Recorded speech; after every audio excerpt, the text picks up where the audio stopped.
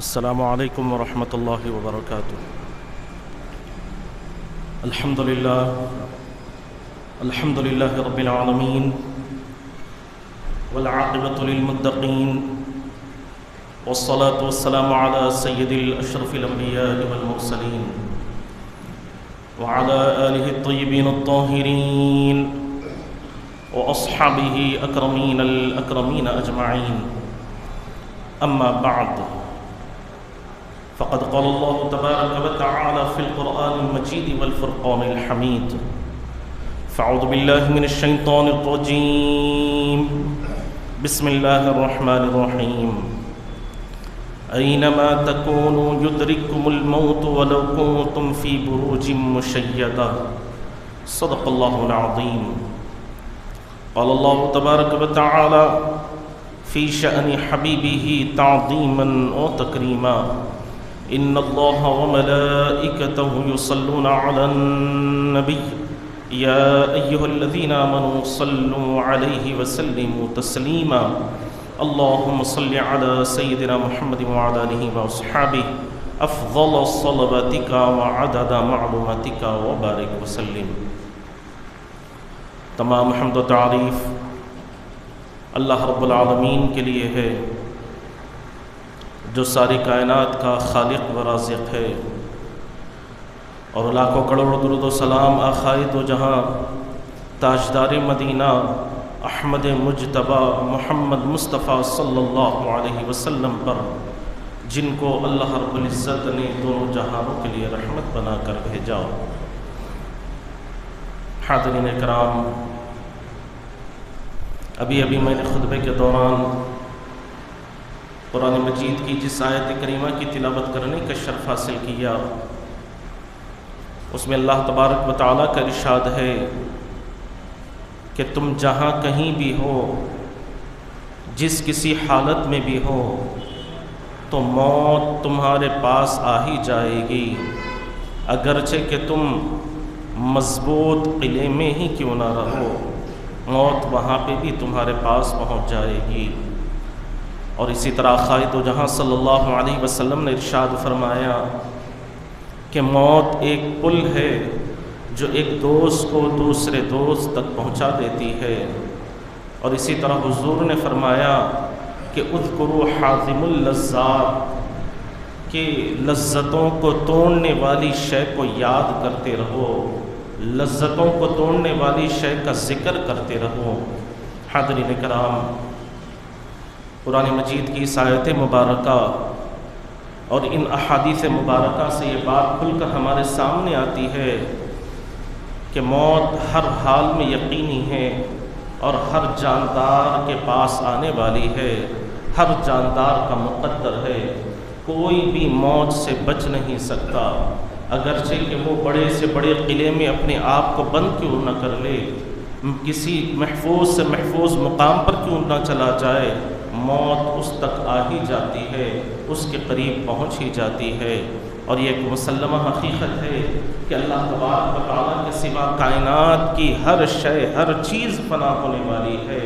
ہر چیز ختم ہونے والی ہے۔ اگر آپ تاریخ کو اٹھا کر دیکھیں گے تو ہم سے پہلے بہت سارے فقہاء بھی آئے، علماء بھی آئے، محدثین بھی آئے، محققین بھی آئے، اولیاء بھی آئے، ہر ایک کو اس دنیا سے رخصت ہونا پڑا، ہر ایک کو موت سے گلے لگانا پڑا، اور یقیناً ہم کو بھی موت کا سامنا کرنا ہے۔ اور ہمارے بعد جتنے بھی قیامت تک آنے والے ہیں، سب کو موت کا سامنا کرنا پڑے گا، موت کو گلے لگانا پڑے گا۔ حاضرین کرام، لذتوں کو ختم کرنے والی شے اگر کوئی ہے تو وہ موت ہے۔ اگر انسان اپنے آپ کو دنیا میں مبتلا کر دیتا ہے، ہر طرح سے عیش و آرام کی زندگی بسر کرتا ہے، اور اپنے آپ کو محفوظ ترین مقامات میں بھی رکھ لیتا ہے، تب بھی کوئی موت سے بچ نہیں سکا، تب بھی کوئی موت سے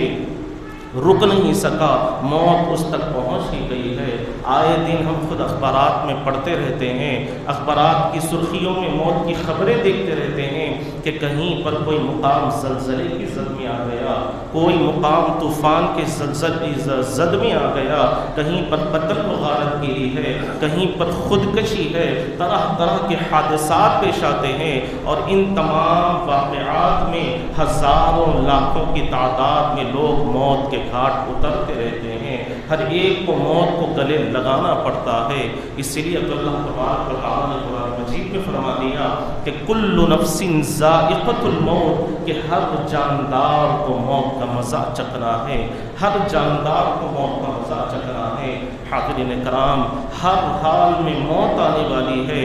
آپ نے دیکھا ہوگا کہ بہت سارے ایسے حضرات ہیں جو سینکڑوں پروگرام بناتے ہیں، سینکڑوں پلاننگ کرتے ہیں، طرح طرح کی پلاننگ بناتے ہیں، لیکن اچانک موت ان کے پاس آ ہی جاتی ہے اور ان کے سارے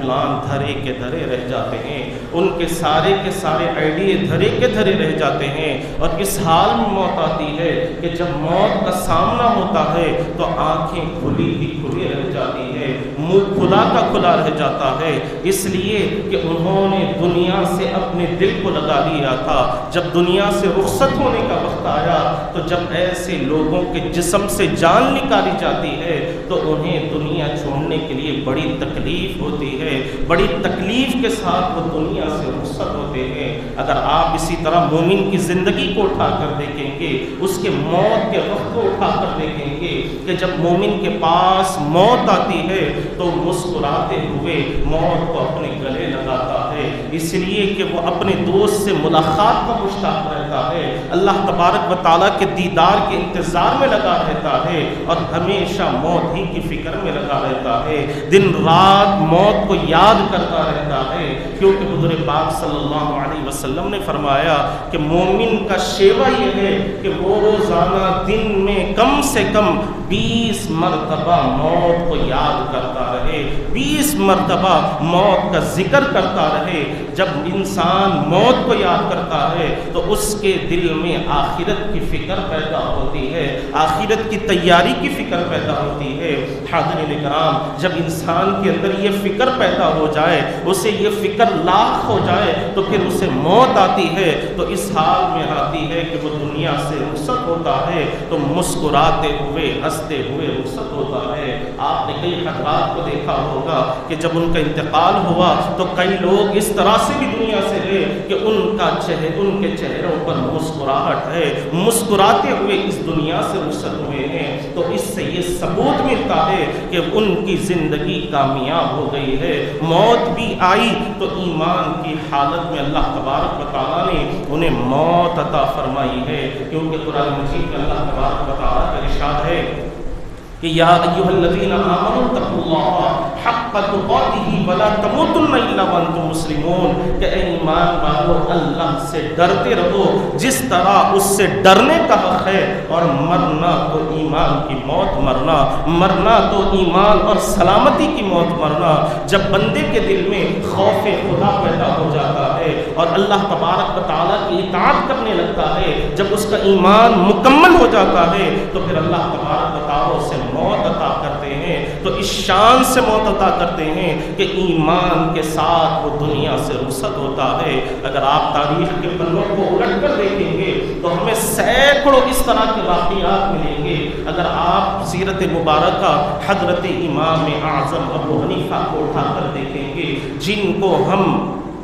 فالو کرتے ہیں، جن کے مسلک پر ہم عمل کرتے ہیں، جن کے بتائے ہوئے راستوں پر ہم چلنے کی کوشش کرتے ہیں، جن کی بتائی ہوئی احادیث مبارکہ اور فقہ پر ساری دنیا والوں کا عمل ہے، جب وہ دنیا سے رخصت ہوئے تو آپ کی سیرت مبارکہ میں آتا ہے کہ ایک ابر کا ٹکڑا آسمان پر نمودار ہوا اور آپ کے جنازے پر سایہ کرنے لگا۔ جب حضرت امام اعظم ابو حنیفہ رحمۃ اللہ علیہ کے جنازے کو اٹھایا جا رہا تھا تو اسی ابر کے ٹکڑے میں سے آواز آئی کہ منہا خلقناکم، کہ جب آپ کے جنازے کو اٹھایا گیا تو بالفاظ دی کر یہ کہا جا رہا ہے کہ آپ آپ اسی زمین سے پیدا کیے گئے ہیں۔ جب آپ کے جسد مبارک کو خبر میں رکھا گیا تو آواز آئی کہ منہا خلقناکم وفیہا نعیدکم، کہ آپ پھر اسی کی جانب لوٹائے جائیں گے، یعنی جس مٹی سے پیدا کیا گیا ہے اسی مٹی میں واپس لوٹائے جائیں گے۔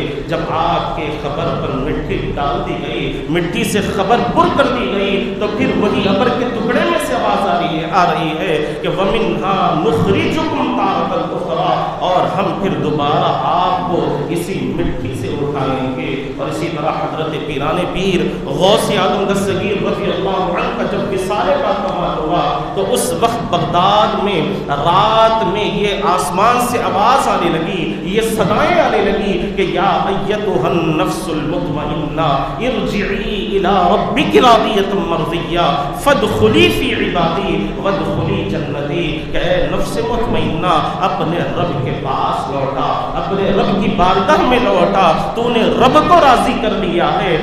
ہمیشہ ہمیشہ والی جنت میں داخل ہو جا، ہمیشہ ہمیشہ رہنے والی جنت میں داخل ہو جا۔ اور اسی طرح حاضرین کرام، جب حضرت امام بخاری رحمۃ اللہ علیہ، کون بخاری کہ قرآن مجید کے بعد احادیث مبارکہ کی جو سب سے زیادہ پڑھے جانے والی کتاب حدیث کی ہے تو وہ بخاری شریف ہے، جنہوں نے لکھا حضرت امام بخاری رحمۃ اللہ علیہ جب ان کا وصال ہوتا ہے تو وصال کا دن کیا تھا؟ عید الفطر کے دن آپ کا وصال ہوا، صبح کے وقت میں آپ کا وصال ہوا، اور آپ کی سیرت مبارکہ میں آتا ہے کہ پیارے آقا صلی اللہ علیہ وسلم کو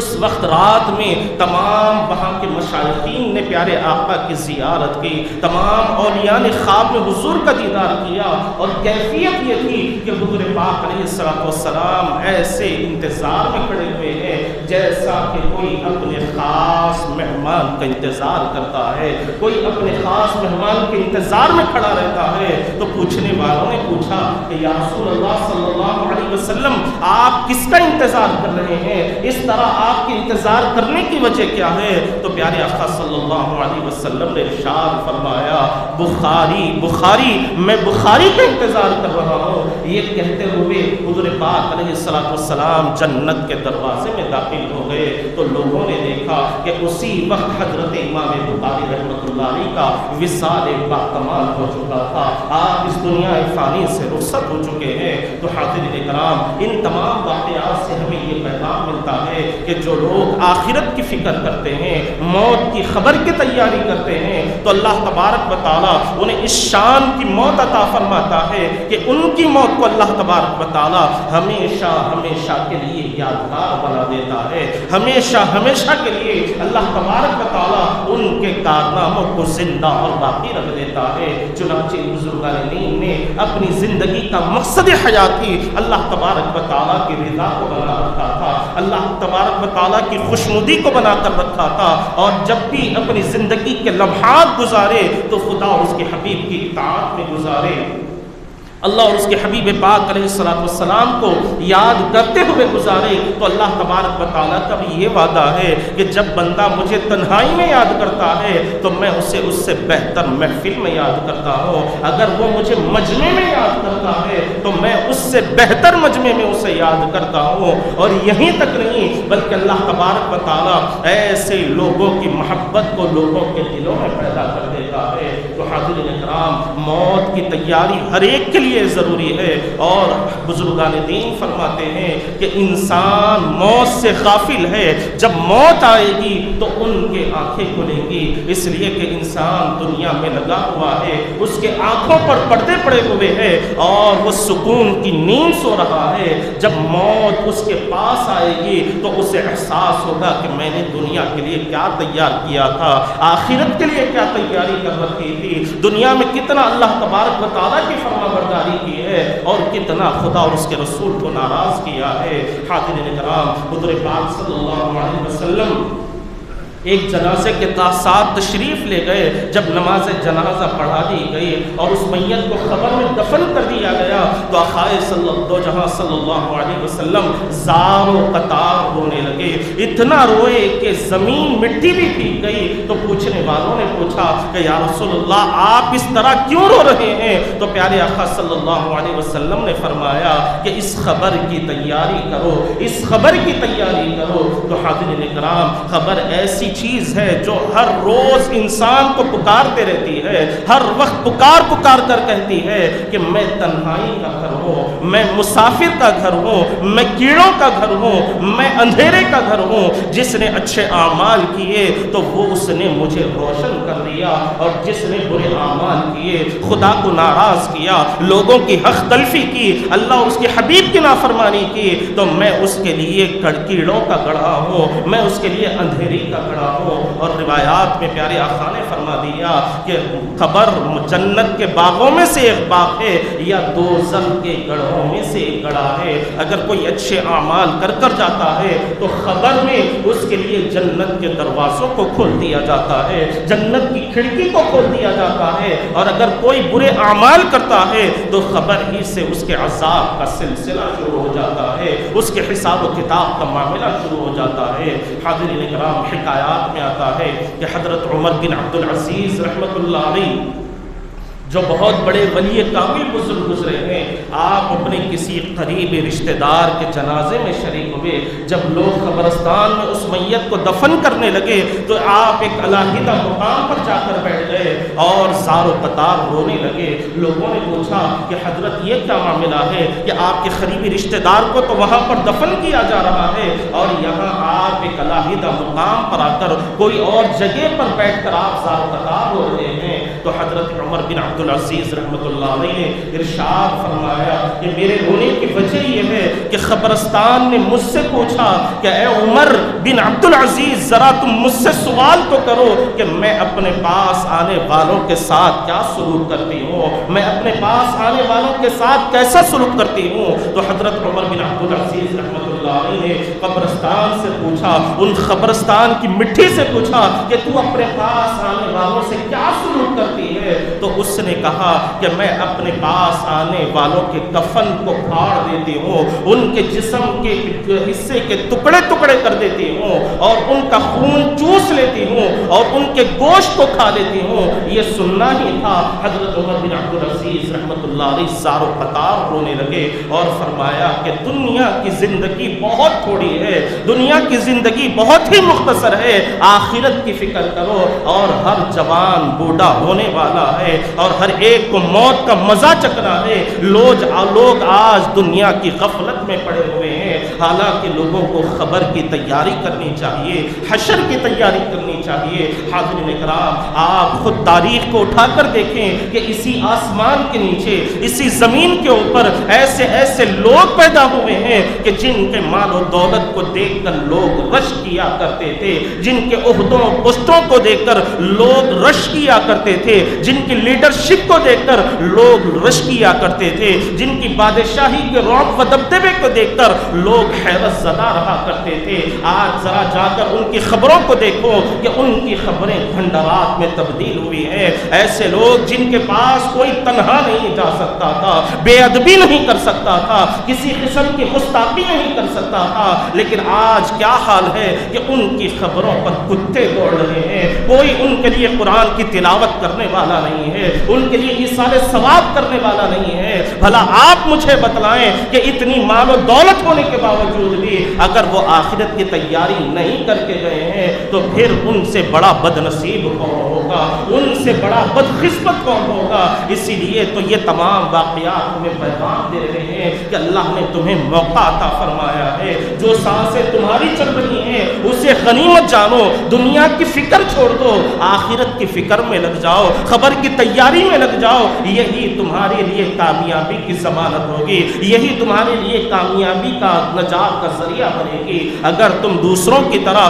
دنیا کی فکر میں پڑے رہو گے تو پھر تمہارا کوئی نام لینے والا نہیں ہوگا۔ کچھ ایسے کارنامے کر کے جاؤ کہ تمہارے جانے کے بعد لوگ تمہیں یاد کیا کریں، تمہارے لیے ہاتھ اٹھا کر دعا کریں۔ ایسے حرکات مت کرو، ایسا کردار نہ اپناؤ کہ لوگ تمہارے لیے مغفرت کی بھی دعا نہ کریں، تمہارے لیے کوئی اچھا جملہ بھی نہ نکال سکے۔ حاضرین کرام، آج ہم دنیا کے عیش و عشرت میں پڑے ہوئے ہیں، عیش و آرام کی فکر میں لگے ہوئے ہیں، اپنی ضروریات کو پورا کرنے میں اتنے غافل ہو گئے ہیں کہ ہم نے خدا اور اس کے حبیب کو بول دیے ہیں۔ اللہ اور اس کے حبیب پاک علیہ الصلوۃ والسلام کی اطاعت کو ہم نے چھوڑ دیا ہے، حالانکہ ہمیں لوٹ کر اسی خدا کی بارگاہ میں جانا ہے جس نے ہمیں دنیا میں بھیجا ہے، جس نے ہماری زندگی کو سنوارا ہے، جس نے ہماری زندگی کو زینت عطا فرمائی ہے۔ وہی خالق ہے جو ہماری ساری ضروریات کو پورا کر رہا ہے، ہماری ساری حاجتوں کو پورا کر رہا ہے، ہر طرح سے ہمیں اللہ تبارک و تعالیٰ سرفراز کر رہا ہے۔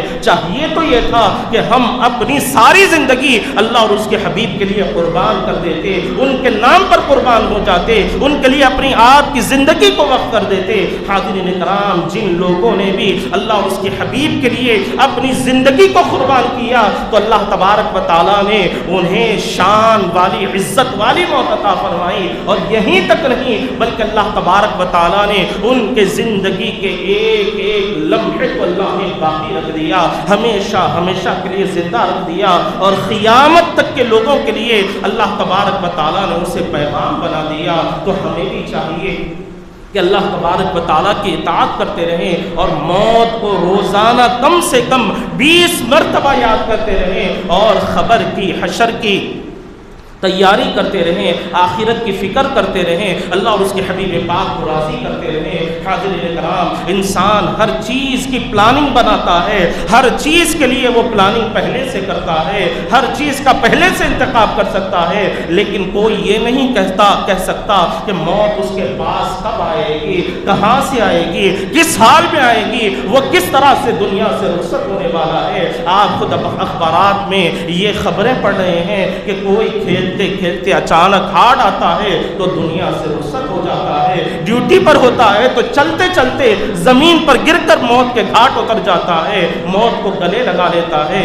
کوئی لوگ ایسے ہیں جو اپنے گھر سے نکلے لیکن پھر دوبارہ گھروں کو واپس نہ جا سکے، کچھ ایسے بھی ہیں جو رات میں بستروں پر سوئے تھے لیکن پھر صبح انہیں دوبارہ اٹھنے کی توفیق نہ ملی۔ یہ اللہ تبارک و تعالیٰ کا کرم ہے کہ اللہ تبارک و تعالیٰ ہمیں پھر سے روزانہ زندگی عطا فرما رہے ہیں، ہمیں اللہ تبارک و تعالیٰ موقع عطا فرما رہے ہیں۔ اس موقع کو غنیمت جانیں اور اسے ضائع نہ کریں، اسے غنیمت جانتے ہوئے اپنے خبر کو اچھا بنانے کی کوشش کریں، اپنے حشر کو سنوارنے کی کوشش کریں، اپنے اعمال کو سدھارنے کی کوشش کریں، اللہ اور اس کے حبیب پاک علیہ السلام کو راضی کرنے کی کوشش کریں۔ اور حاضرین کرام، یاد رکھیں کہ اگر ہماری موت اچھی ہوگی تو یقیناً خبر بھی اچھی ہوگی، اور جس کی خبر اچھی ہوگی تو پھر اس کا حشر بھی اچھا ہونے والا ہے۔ تو تمام چیزوں کا دار و مدار موت پر ہے۔ موت اگر ایمان کے ساتھ آئے گی تو ہمارا ہر